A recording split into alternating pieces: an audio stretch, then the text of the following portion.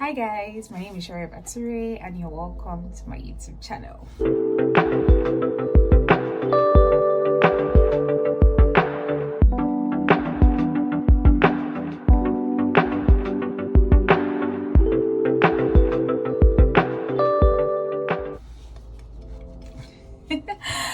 Hi, if you're new here, hello. If you're a returning subscriber, thank you so much for always coming back. I really do appreciate it. Thank you. In today's video, we are going to be talking about how to pass the Ielts exam, hopefully in one sitting. If you've not seen my previous video, please go and watch it.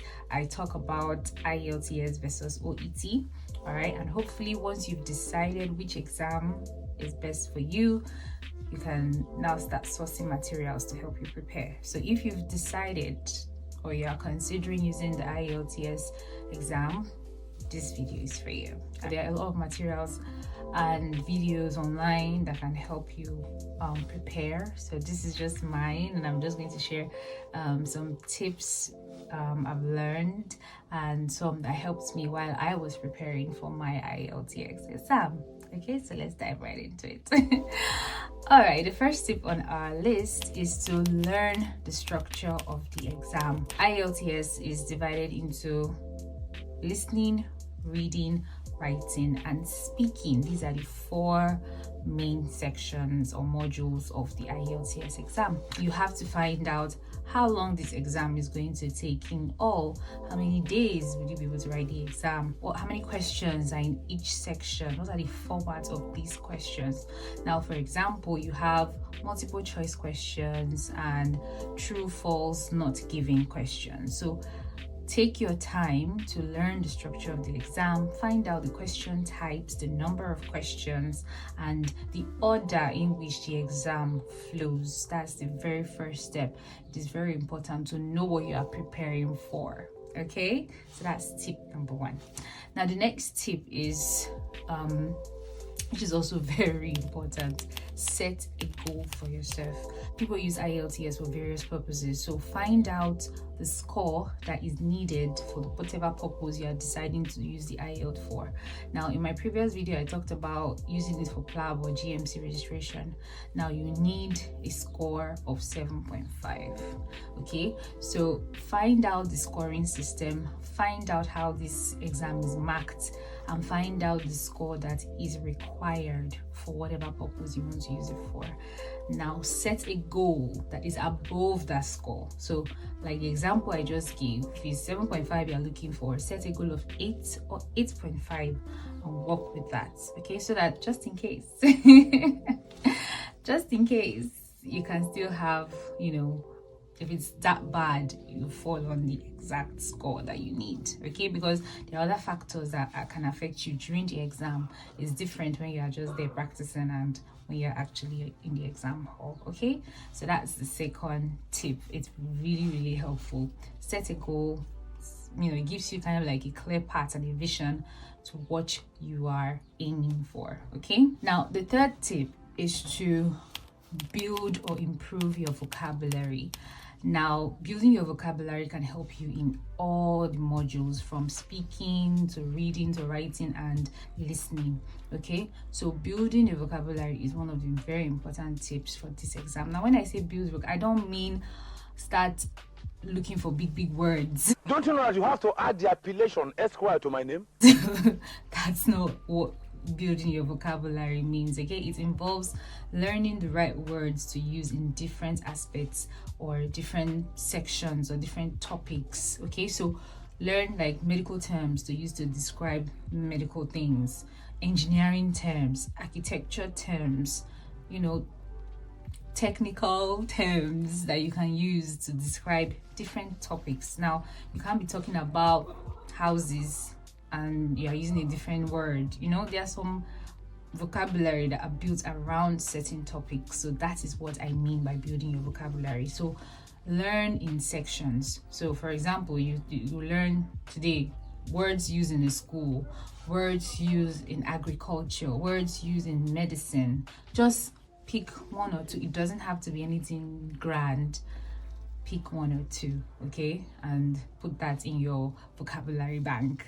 Okay. Another way that can help you to build your vocabulary is reading. Read books, newspapers, journal articles. These are, materials that are rich with different vocabulary about various topics.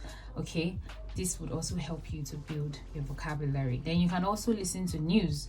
You can listen to the news, especially BBC.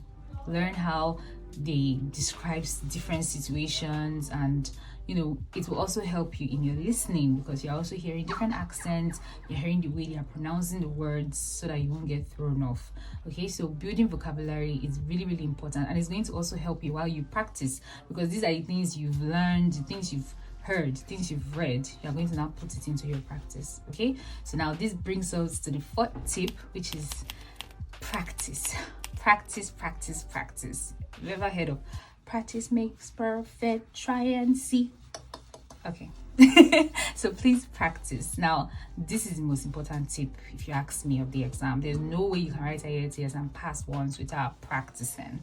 Okay, there are so many materials to practice with out there, but I personally use E2 IELTS. Now they have a YouTube channel and a website. They talk about so many things on their YouTube channel. Please go check them out. And then you can check out their website. They have different materials. They literally have test questions, like practice questions, and the answers that you can use to practice and even score yourself and assess yourself at the end of the day. So that is a very, very important tool that you can actually use. So check out E2 IELTS website or their YouTube channel, whichever one, and practice. Now I'll be talking specifically on some of those things that you can do while practicing.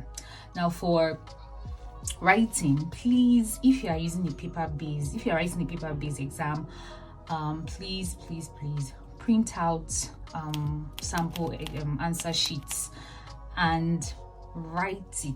Like, actually take pen to paper and practice your writing.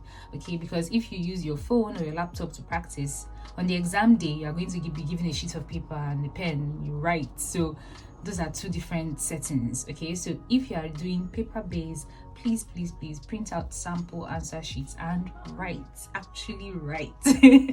Okay, practice the word count and your pace, how fast you're able to come up with your ideas and how fast you can complete a task. Okay, so that is very, very important for your practicing. But if you are doing the computer-based, practicing on your phone or your laptop is totally fine. Okay, you will see some test actual exam questions online that you can practice with, especially for reading and listening.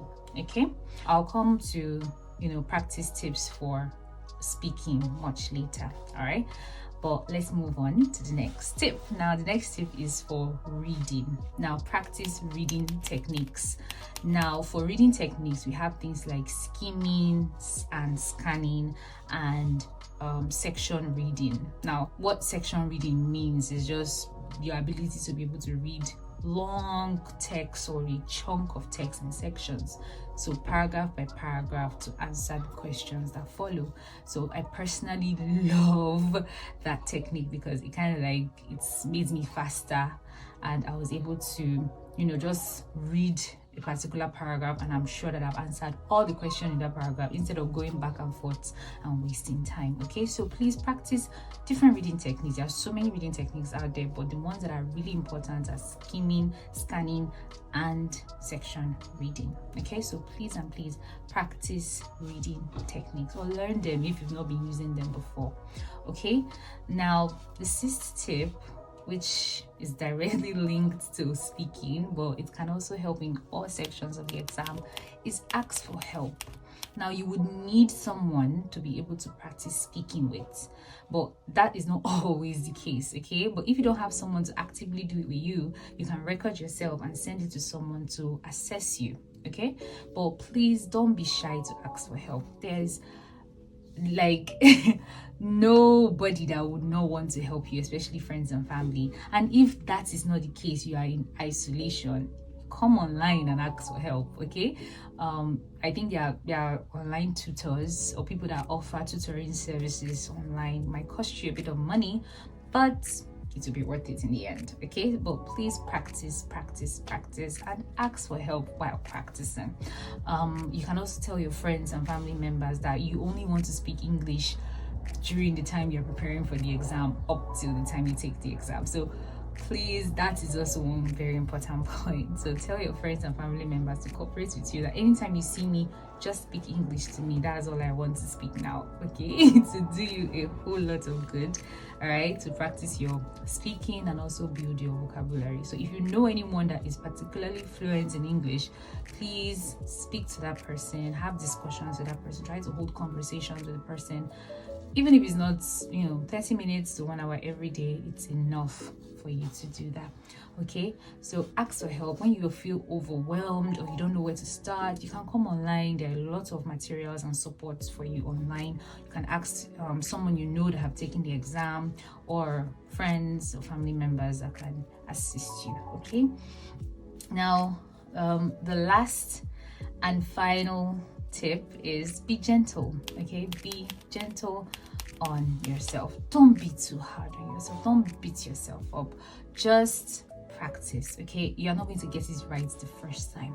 Learn from your mistake, accept criticism, and improve your English as you prepare for the exam. At the end of the day, you're going to be the one to benefit. You're not just going to only pass the exam. You would have gotten a whole bank of vocabulary and improve your English overall. Okay, so be gentle on yourself. Know that everyone is different. Prepare at your own pace, and hopefully your efforts will yield good results. Thank you so much for watching up to this point. Okay, now I'm available to answer any questions. Please leave them in the comment section and I will definitely get back to you guys as soon as possible. All right, if you found value in this video, kindly give it a thumbs up and share to anyone you think would benefit as well. Thank you so much for watching, and I'll see you guys in my next video.